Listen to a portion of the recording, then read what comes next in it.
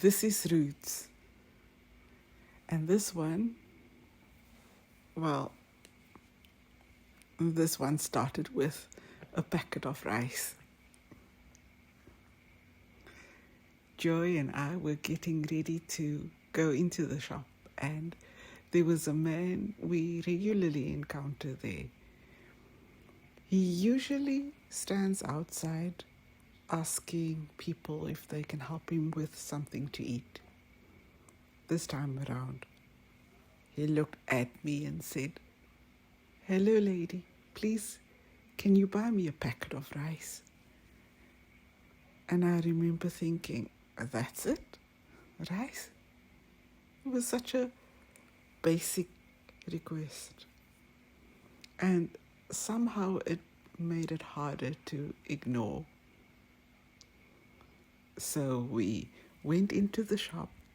We were doing our own shopping, basic supplies, Coke bread, 2-minute noodles, nothing extravagant.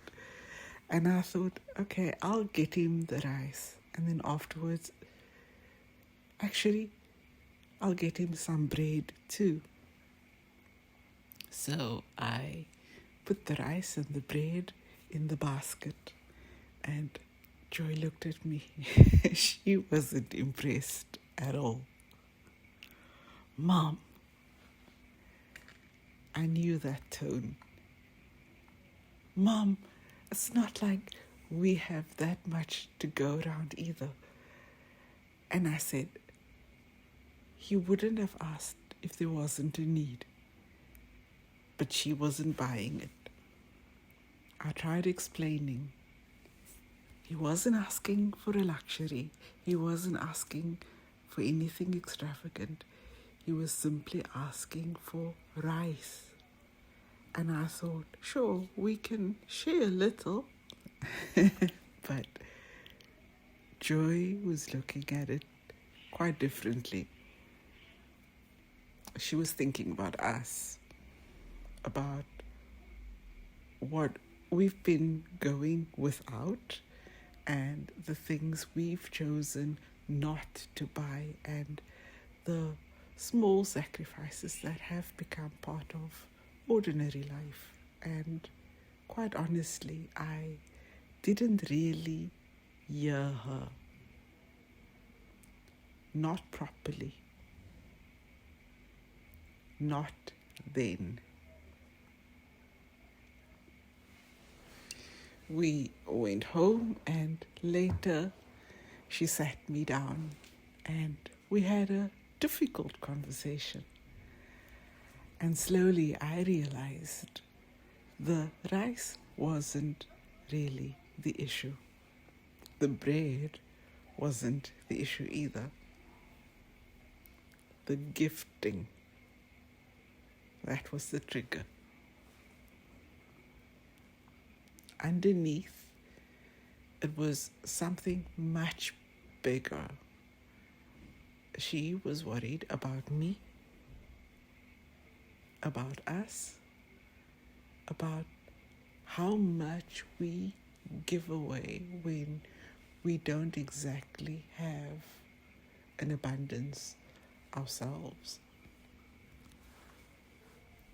And that's when something clicked, because suddenly I was back in my own childhood.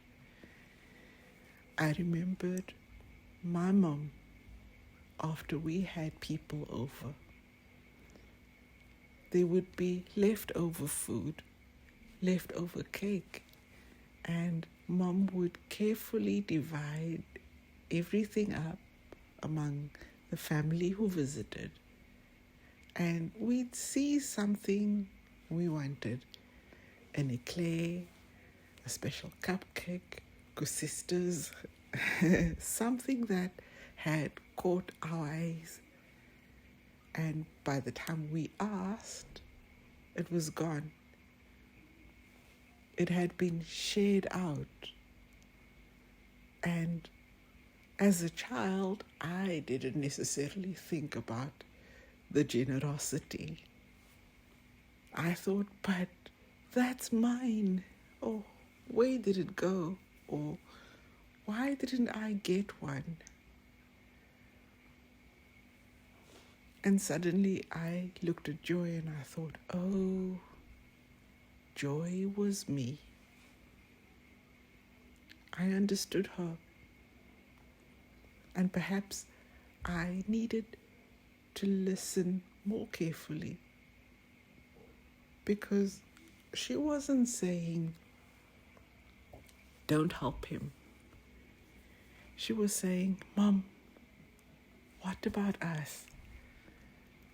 And that's a very different question. I've thought about that conversation quite a bit, because we tend to make generosity sound very simple. If you have something, give it. If someone needs anything, help them.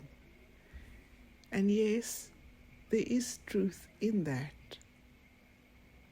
But life isn't always that neat. Sometimes giving from abundance, and sometimes you're giving from the little you have, and sometimes the person standing next to you is simply wondering, do we have enough?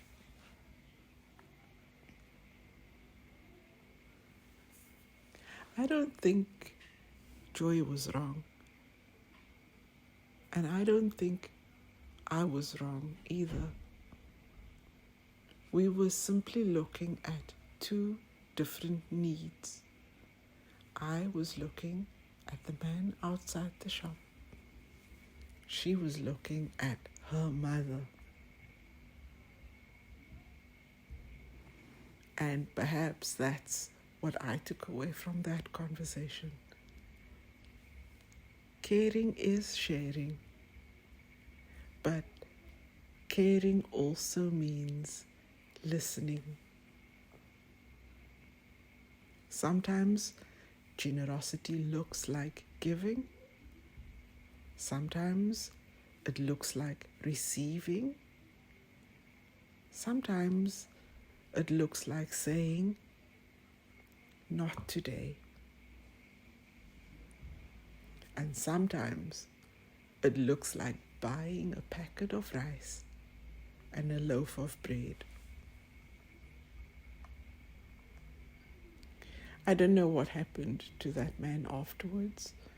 I watched him leave his usual spot and head home. And I remembered thinking, I hope it helped. But I also remembered getting home and having to sit with what Joy had said, because she had reminded me of something I had forgotten. That generosity doesn't only flow outward. It has to include the people standing beside you too. And perhaps that's another thing about being a mom.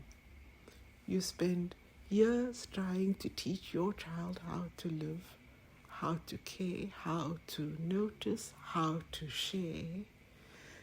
And then every now and then, they turn around and teach you something. Usually when you aren't expecting it. So, what do we have to share? Sometimes more than we think. Sometimes less than we'd like. And sometimes the thing we most need to share is a conversation, a little honesty, a little listening, a little understanding, and perhaps a little grace for each other. This is roots. And sometimes the road doesn't take you somewhere new. Sometimes it takes you back to yourself.